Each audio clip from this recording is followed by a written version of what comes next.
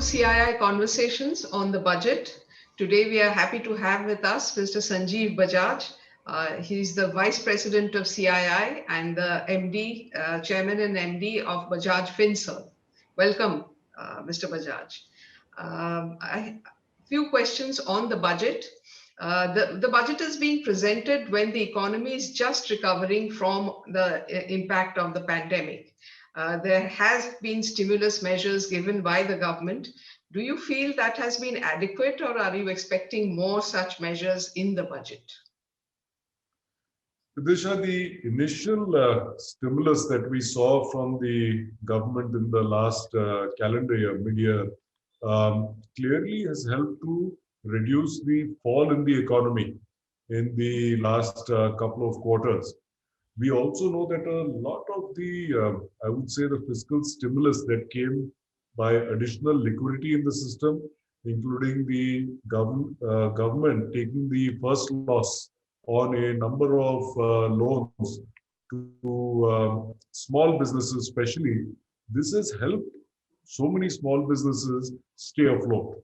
So it has provided a significant amount of relief in the form of staying power and in preventing the economy from crashing a lot more than it could have. We are fortunately now starting to see growth, some amounts of growth in quite a few sectors, though I would not say in all sectors. We also know that going forward, the government has to keep an eye on the fiscal deficit. So that's again a balancing act that they need to make. And hence, what I would say is continued targeted support to small business is required so that we can move them from the stage of staying afloat to the stage of growth. Certain large sectors, and we've discussed this in the past, whether it's hospitality, entertainment, travel, have been hit much more than many others, and they require targeted assistance to get them to come back. Also, in the direction of both Atmanirbhar India and Make in India, India has this great opportunity to kickstart on a high growth, I would say, trajectory for not only the next 12 months, but for much, much longer. And that's where government investment in sectors like infrastructure, health, which can have a multiplier effect in the economy, are needed. Sure. So the government is very much constrained on the fiscal side. As you said, this year the fiscal deficit is likely to be much higher than the 3.5% that was factored in. So do you expect the government to go in for sort of fiscal compression by maybe raising taxes, and what kind of impact would that have? My first point here is that we are all in a very unusual situation, a once in a century kind of situation where we've seen governments all over the world knowing that initially they have to spend their way through this problem before the private sector is able to generate enough revenue for the government to earn its way. And my recommendation, and even as CI, our recommendation is for the government to look at this as a 3-year process. So we look at this as a 3-year process to get back to fiscal deficit, to get back to fiscal discipline.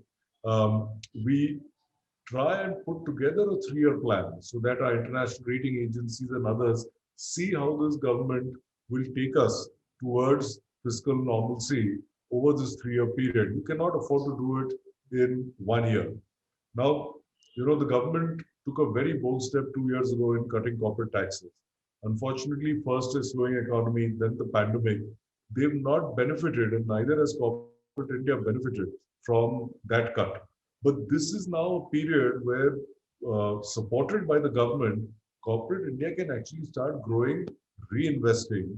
New business opportunities can come with Make in India, which then means that tax income for the government, direct tax income, even indirect tax income, will rise.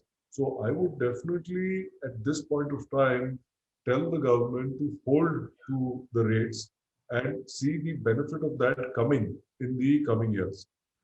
If at all, I would say that make the I would say tax discipline and the tax structure simpler, streamline it further, extend, for example, the Vivad Se Vishwas scheme till end of the year, so that you basically remove all stops that can come in the way of growth in this period of time. And in general, I believe that as a country, we must focus more on produce more to earn more. So keep tax rates where they are, make a lot more revenue as a country, as a company, and as a result of that, earn more from it. Sure. And in that context, do you think the disinvestment could emerge as a much higher source of revenue than what it has been in the past, as well as things like, asset monetization, which the government has not used as effectively till now? See, disinvestment has been one of the biggest, I would say, positive weapons that a government can use to generate additional resources. And this government had said early on itself that the role of government is not to be in the business of business. Now, we know there are multiple challenges when you go and disinvest, but a strong government in a strong position with huge opportunity for India at this point of time must take those tough disinvestment calls, must disinvest everything that is non-core, disinvest, I would say, profit making and loss making units. So you balance that out, put together a plan, do it step by step.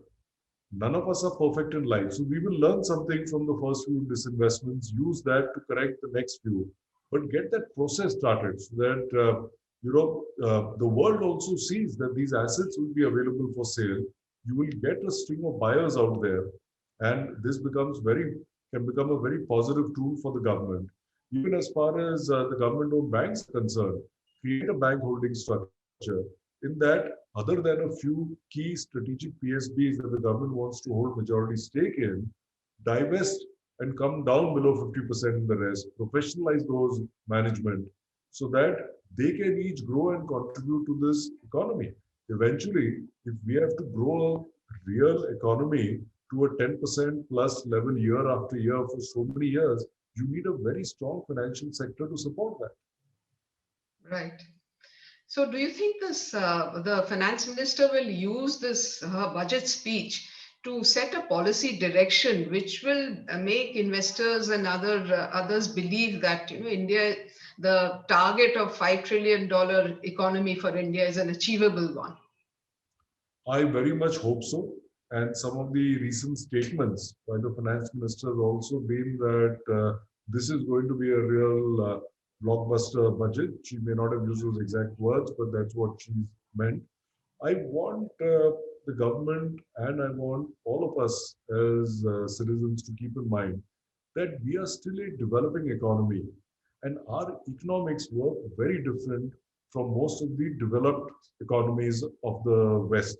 We're still an economy which needs significant amounts of capital investment, whereas they are all working capital led economies, which means that a certain amount of fiscal deficit, a certain level of inflation is good to build our economy because that attracts capital that allows us to invest for the future.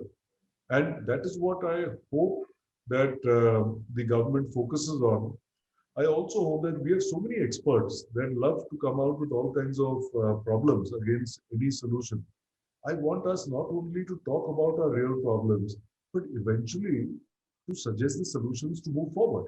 Because the whole idea is that we must move forward. And I hope that's a tone that the government sets.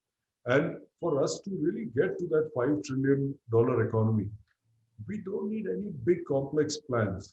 What you need are transparent, simple, but executable plans. I would suggest to the government that identify a few showcase projects, handhold them to execution. If in China you can set up a plant and start production in 12 months, let us show that 10 projects nationally, we can do this in 24 months. So we will create the belief that we can walk our talk. To support this, we need a stable tax and interest rate regime. So I hope that that is where the government and the RBI can work together. And in all these things, see, everybody cannot be successful all the time, despite the best of intentions. So I'm not talking of fraud, but I'm talking of genuine risk taking. There will be failures.